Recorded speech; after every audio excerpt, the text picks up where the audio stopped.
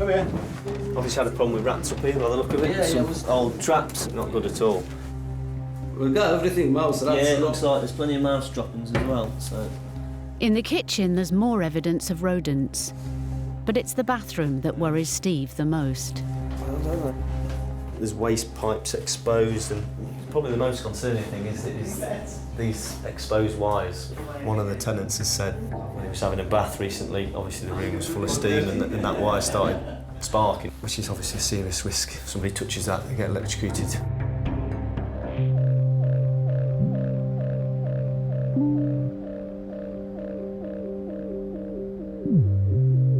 In Birmingham, housing officers have been tipped off about a potential death trap.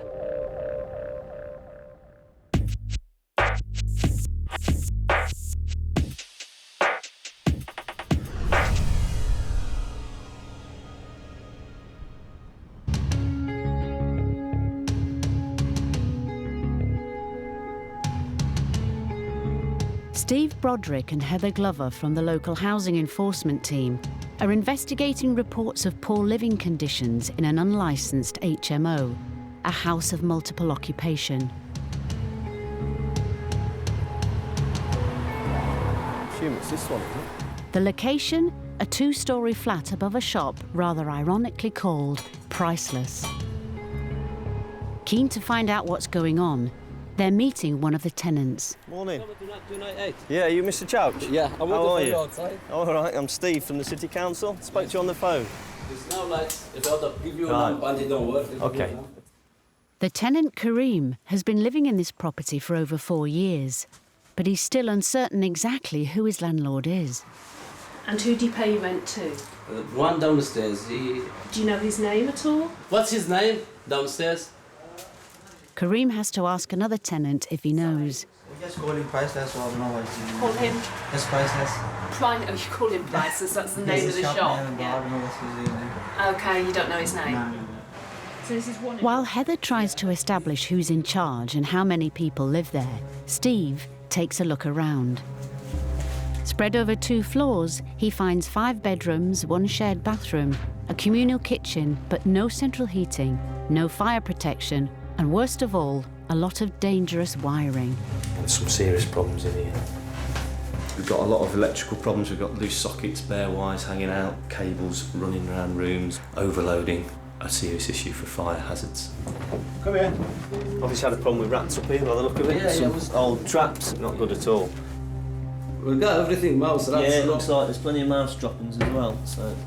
In the kitchen, there's more evidence of rodents. But it's the bathroom that worries Steve the most. There's waste pipes exposed, and probably the most concerning thing is these exposed wires. One of the tenants has said when he was having a bath recently, obviously the room was full of steam and that wire started sparking, which is obviously a serious risk. If somebody touches that, they get electrocuted. But those wires have been like that since you've lived Since I here? live in Yeah. He's on life. He's life 100% testy, and he will be alive. And this one as well. He's life, but I don't know for what. With exposed cables in the bathroom and no fire protection, Steve and Heather need to act quickly before there's a serious accident. These tenants are paying rent to live in a decent property, and this property just isn't up to standard. It's one of the bad ones, yeah. Who actually owns the flat is still unclear. But one thing is for certain, the enforcement team has launched a full investigation and will soon be back.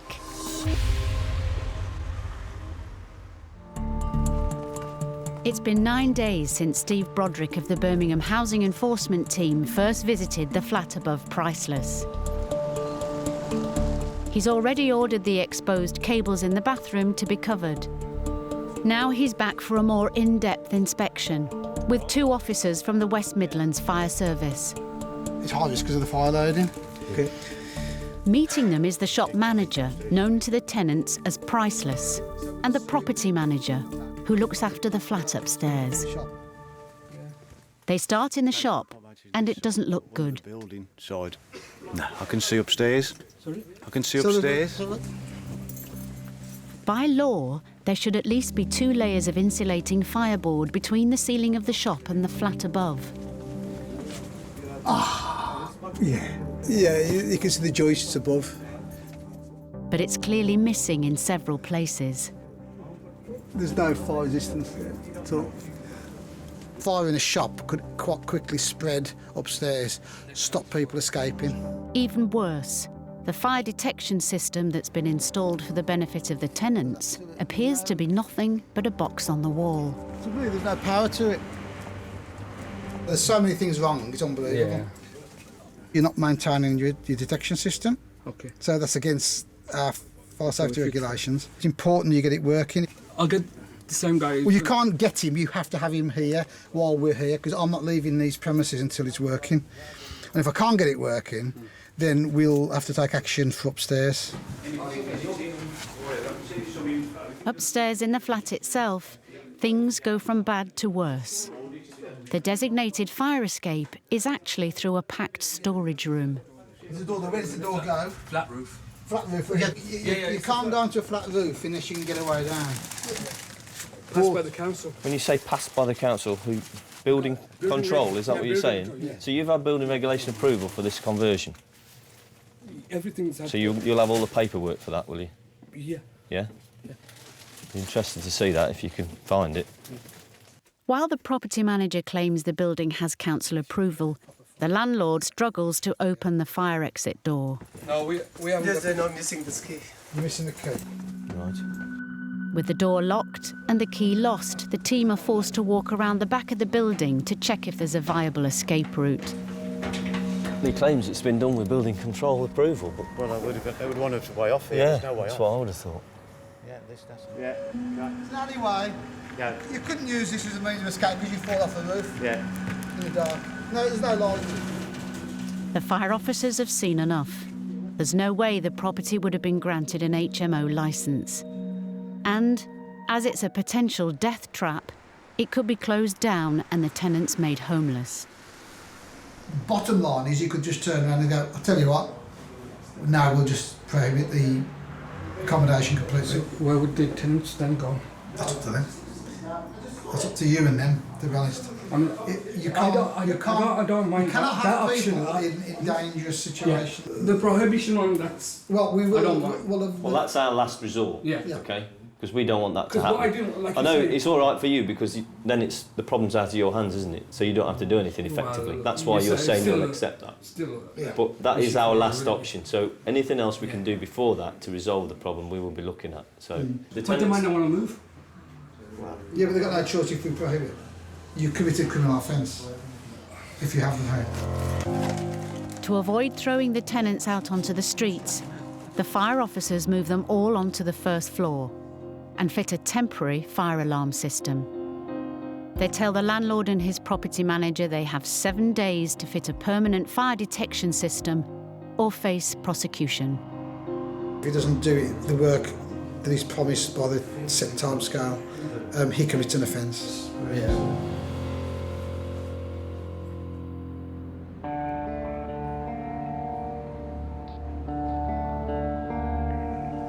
It's been 7 weeks since Steve Broderick from the Birmingham Housing Enforcement Team first visited the flat above Priceless.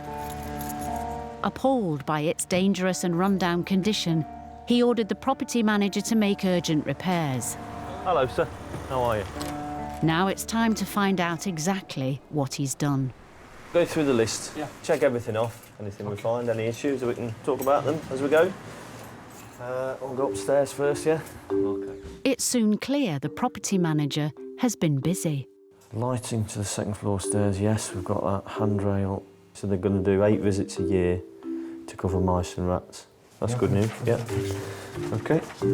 The new fire protection system has already been improved by the fire service. In here we've got a smoke detector, emergency light. And because the layout of the flat has been reconfigured, the tenants are now allowed back on the top floor. It's warm. Good news. So look in the bathroom. In the bathroom, the dangerous electric cables are safely covered. He's cut those all off, yeah? It's all right. Wiring's all sorted. The exposed toilet waste pipes boxed in, And there's newly installed heating, lighting and ventilation. Yeah, he's done pretty much all of the work we've asked him to do. Just a bit of sort of cleaning up, tidying up and a little bit of decoration left to do. So, yeah, reasonably happy. So it went through. The rapid improvement means the flat is now considered safe and the tenants still have a roof over their heads. It's been a nightmare to live in, but it's amazing how he changed things.